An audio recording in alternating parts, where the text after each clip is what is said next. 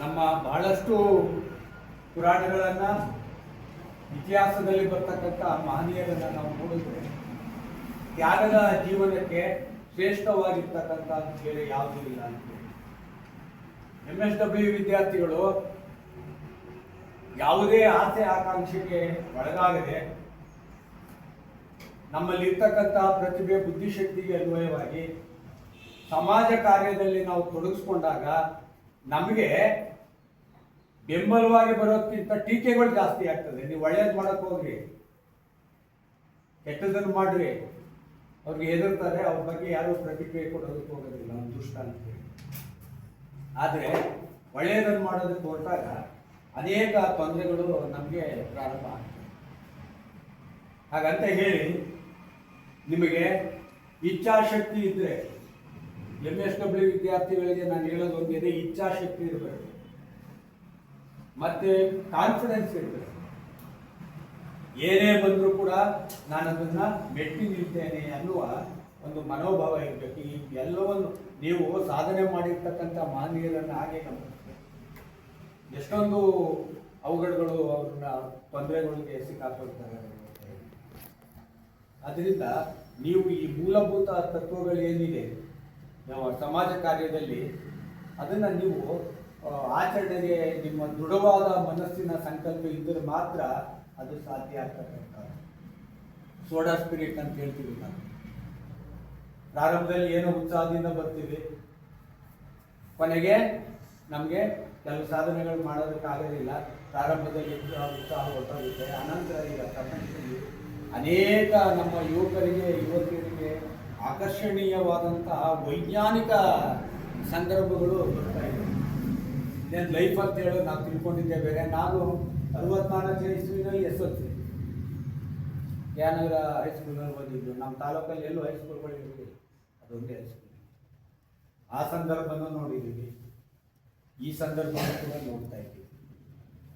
ಅದರಿಂದ ನಮ್ಮ ಈ ಭಾವನೆಗಳೇನಿದೆ, ಹಿಂದೆ ಒಂದು ಬದಲಾವಣೆ ಆಗಬೇಕಾದ್ರೆ 50 ವರ್ಷ ತೆಗೆದುಕೊಳ್ಳೋದು.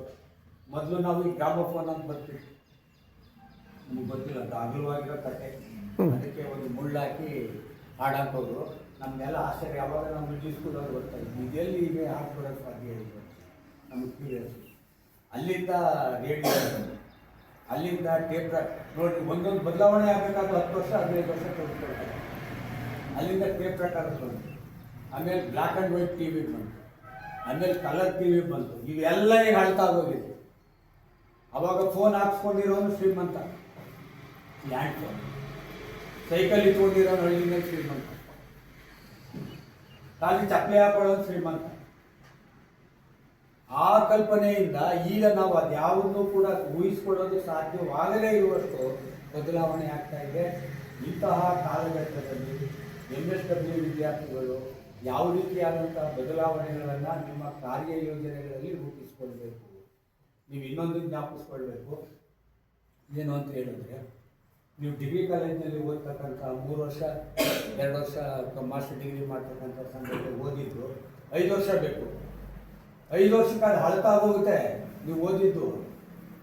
ನೋಡಿ ಎಷ್ಟು ತ್ವರಿತವಾಗಿ 3 ವರ್ಷಕ್ಕೆ ಒಂದ್ಸಾರಿ ಈಗ AI ಬಂದಿದೆ.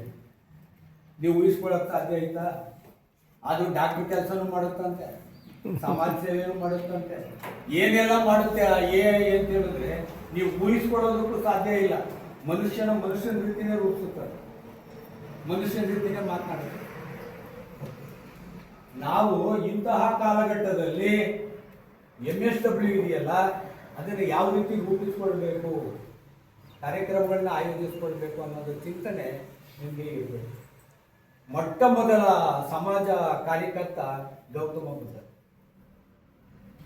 ಬುದ್ಧ ಏನು ಮಾಡ್ತಾನೆ, ತನ್ನ ಬಿಕ್ಕುಗಳ ಮೂಲಕ ಸಮಾಜ ಕಾರ್ಯಕ್ಕೆ ಪ್ರೇರೇಪಿಸ್ತಾನೆ. ಅವನು ದೇವರನ್ನು ನಂಬ್ತಿರ್ಲಿಲ್ಲ.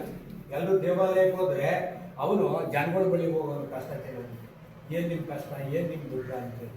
ನಾನು ಒಬ್ಬನ ಕೈಲಿ ಅದನ್ನು ಪರಿಹರಿಸಕ್ಕೆ ಸಾಧ್ಯ ಇಲ್ಲ ಅಂತೇಳಿ ಬಿಕ್ಕುಗಳ ಸಂಘವನ್ನು ಮಾಡಿಕೊಂಡು ಆತ ಏನು ಮಾಡ್ತಾನೆ, ಸಮಾಜ ಕಾರ್ಯಕ್ಕೆ, ಇಡೀ ವಿಶ್ವದಲ್ಲಿ ಮೊಟ್ಟ ಮೊದಲ ಸಮಾಜ ಕಾರ್ಯಕರ್ತ ಅಂತ ಹೇಳಿದ್ರೆ ಗೌತಮ ಬುದ್ಧ. ಆ ಬಿಕ್ಕುಗಳ ಮೂಲಕ ಅವನೇನು ಮಾಡ್ತಾನೆ, ಸಮಾಜ ಕಾರ್ಯಕ್ಕೆ ಒಂದು ಬುನಾದಿಯನ್ನು ಹಾಕ್ತಾ ಹೋಗ್ತಾನೆ. ನೀವು ತಿಳ್ಕೊಳ್ಬೇಕು. ಪ್ರೀತಿ ಮತ್ತು ಕರುಣೆ ಇದೆಯಲ್ಲ, ಇದೇ ಸಮಾಜ ಕಾರ್ಯದ ತಳಹದಿ. ಪ್ರೀತಿ ಮತ್ತು ಕರುಣೆ ಮಾತ್ರ ಸಮಾಜ ಕಾರ್ಯದ ತಳಹದಿಯಾಗಿರೋದಕ್ಕೆ ಸಾಧ್ಯ. ಮತ್ತೆ ನೀವು 3 ಅತಿ ಮುಖ್ಯವಾದ ಅಂಶಗಳನ್ನ ಜ್ಞಾಪಕ ಇಟ್ಕೊಳ್ಬೇಕು. ಯಾವುದು 3 ಮುಖ್ಯವಾದ ಅಂಶಗಳು ಅಂತ ಹೇಳಿದ್ರೆ, ಮನುಷ್ಯ ಮತ್ತು ಪ್ರಕೃತಿಯ ಸಾತ್ವಿಕ ಸಂಬಂಧ. ಮನುಷ್ಯ ಮತ್ತೆ ಪ್ರಕೃತಿಯ ಜೊತೆಯ ಸಾತ್ವಿಕ ಸಂಬಂಧವನ್ನು ಇಟ್ಕೊಳ್ಬೇಕು. ಸಮಾಜ ಕಾರ್ಯ ಮಾಡ್ತಕ್ಕಂತಹ ವ್ಯಕ್ತಿಗಳಲ್ಲಿ 3 ಸಾತ್ವಿಕ ಅಂಶಗಳು ಇದ್ದೇ ಇರಬೇಕಾಗ್ತದೆ. ಇನ್ನೊಂದು, ಮನುಷ್ಯ ಕುಲದ ಜೊತೆಯಲ್ಲಿ ಹೊಂದಿರತಕ್ಕಂತಹ ಸಾತ್ವಿಕ ಅಂಶ. ಮೂರನೇದು, ಅತಿ ಮುಖ್ಯವಾಗಿರ್ತಕ್ಕಂಥದ್ದು, ಸಕಲ ಜೀವರಾಶಿಗಳಲ್ಲಿಯೂ ಕೂಡ, ಸೃಷ್ಟಿ ಕೇಂದ್ರಿತವಾಗಿರ್ತಕ್ಕಂಥ ಜೀವರಾಶಿಗಳಲ್ಲಿಯೂ ಕೂಡ ಈ ಸಂಬಂಧವನ್ನ ಮನುಷ್ಯ ಕುಲ ಇಟ್ಕೊಳ್ಬೇಕು. ಸಾತ್ವಿಕ ಸಂಬಂಧವನ್ನು ಇಟ್ಕೊಂಡಾಗ ನಿಮ್ಮ ಉದ್ದೇಶ ಈಡೇರೋದಕ್ಕೆ ಸಾಧ್ಯ. ಮತ್ತೆ ನಾವು ಇಲ್ಲಿ ಯೋಚನೆ ಮಾಡಬೇಕಾದ್ದು, ನೀವು ಹೇಗೆ ಬದುಕನ್ನ ರೂಪಿಸ್ಕೊಂಡಿದ್ದೀರಿ. ನೀವು ಐಷಾರಾಮಿ ಕಾರಲ್ಲಿ ತಿರುಗ್ತಾ ಇದ್ದೀರಾ, AC ಮನೆಗಳು ಕಟ್ಸ್ಕೊಂಡಿದ್ದೀರಾ, ಕೋಟಿ ಕೋಟಿ ಹಣ ಸಂಪಾದನೆ ಮಾಡಿ ಬಾಚಿಟ್ಕೊಂಡಿದ್ದೀರಾ ಅನ್ನೋದು ಮುಖ್ಯ ಅಲ್ಲ. ನಮ್ಮ ಜೀವನದ ಅವಧಿನಲ್ಲಿ ಬೇರೆಯವರ ಬದುಕನ್ನ ಬದಲಾಯಿಸುವುದರಲ್ಲಿ ನಮ್ಮ ಬದುಕಿನ ಪಾತ್ರ ಏನು ಅನ್ನೋದು ಮುಖ್ಯ.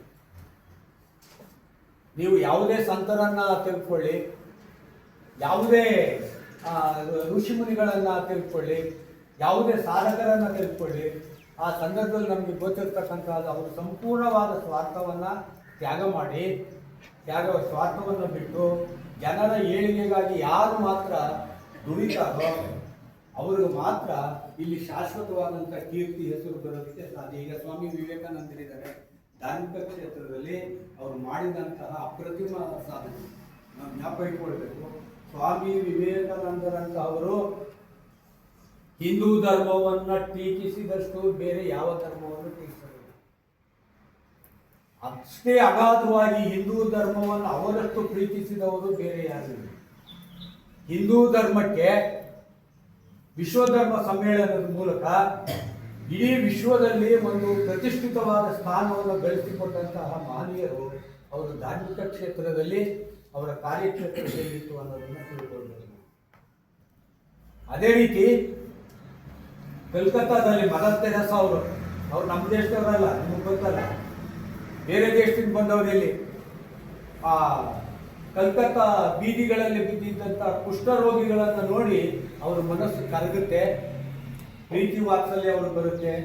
ನನ್ನ ಜೀವನದಲ್ಲಿ ಏನಾದರೂ ಮಾಡಿ ಇವರನ್ನು ನಾನು ಉದ್ಧಾರ ಮಾಡಬೇಕು ಅಂತ ಹೇಳಿ ಅವರು ಮೊದಲು ಆ ಕುಷ್ಠರೋಗಿಗಳ ಸೇವೆಯನ್ನು ನೋಡಿ ಎಂಥ ಅದ್ಭುತವಾದ ನಾವು ಮುಟ್ಟೋದಕ್ಕೆ ಅಸಹ್ಯ ಪಟ್ಕೊಳ್ತಕ್ಕಂಥ, ಅವನು ಸೇರಿಸೋದಕ್ಕೆ ಅಸಹ್ಯ ಪಟ್ಕೊಳ್ತಕ್ಕಂಥ ಸಂದರ್ಭದಲ್ಲಿ ಅವರು ಅವ್ರನ್ನ ಎತ್ಕೊಂಡು ಹೋಗಿ ಅವ್ರಿಗೊಂದು ಆಶ್ರಯ ಕೊಟ್ಟು ಅವರಿಗೆ ಎಲ್ಲ ವೈಜ್ಞಾನಿಕ ಪರಿಕರಗಳನ್ನ ಒದಗಿಸ್ಕೊಟ್ಟು, ಔಷಧಿ ಕೊಟ್ಟು, ಆ ಜನಗಳಿಗೆ ಒಂದು ನಾನು ಕೂಡ ಮನುಷ್ಯ ನಿಮ್ಮ ರೀತಿ ಅನ್ನುವ ಒಂದು ಧೈರ್ಯ ಶಕ್ತಿಯನ್ನು, ಆತ್ಮಾಭಿಮಾನವನ್ನು ಬೆಳೆಸಿದಂಥ ತಾಯಿ. ಅದಕ್ಕೆ ಅವನ್ನ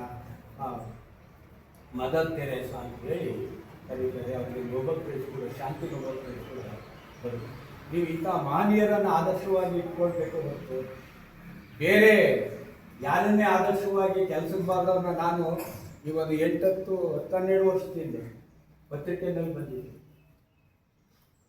ಮೈಸೂರು ದೇವರಾಜ ರೋಡ್ ಇದೆಯಲ್ಲ, ನಾವು ಹೋಗುವಾಗ ರೋಡೇ ಇರಲಿಲ್ಲ ಮೈಸೂರಲ್ಲಿ, ಆಮೇಲೆ ಆಗಿದ್ದು.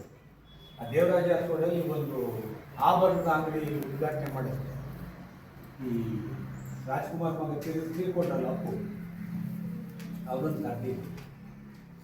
ಅದು ಹೇಗೆ ಜನಕ್ಕೆ ಗೊತ್ತಾಗುತ್ತೋ, ಅದರಲ್ಲೂ ಬರೀ ಯುವಕರೇ 45-50% ಯುವಕರಿದ್ದಾರೆ ನಮ್ಮ ದೇಶದಲ್ಲಿ. ಇರುವಷ್ಟು ಯುವ ಶಕ್ತಿ ಬೇರೆ ಯಾವ ದೇಶದಲ್ಲಿ ಇರುತ್ತೆ. ಅಗಾಧವಾದ ಜನಸಂಖ್ಯೆ ಇಡೀ ವರ್ಲ್ಡಲ್ಲೇ ನಮ್ಮ ದೇಶದಲ್ಲಿ 140 ಕೋಟಿ ಜನ, ಅದರಲ್ಲಿ 45-50% ಯೂತ್ಸೇ ಇದೆ.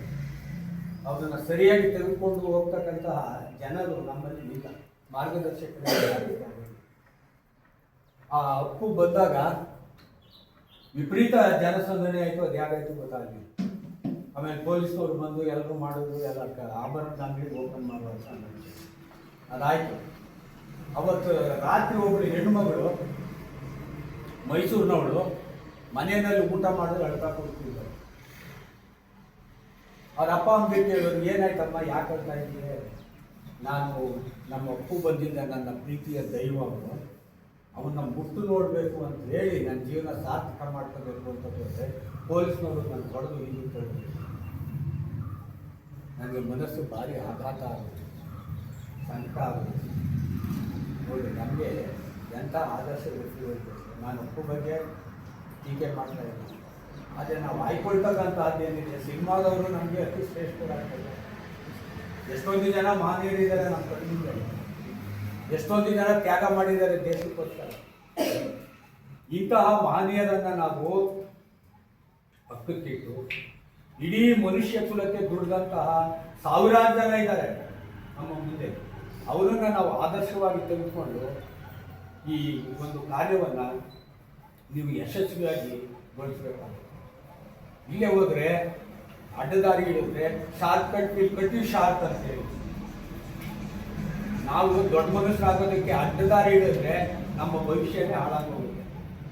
ಅದು ಕಷ್ಟ ಆಗುತ್ತೆ. ಎಷ್ಟೇ ಕಷ್ಟ ಆದರೂ ಕೂಡ ನಾವು ಸರಿಯಾದ ಮಾರ್ಗದಲ್ಲೇ ಕೂಡ ನಡೀಬೇಕಾಗ್ತದೆ. ನೀವು ಸಮಾಜ ಕಾರ್ಯದ ವಿದ್ಯಾರ್ಥಿಗಳು ಬಂದಿದ್ದೀರಿ, ನಿಮಗೆಲ್ಲ ಒಳ್ಳೆಯದಾಗಲಿ.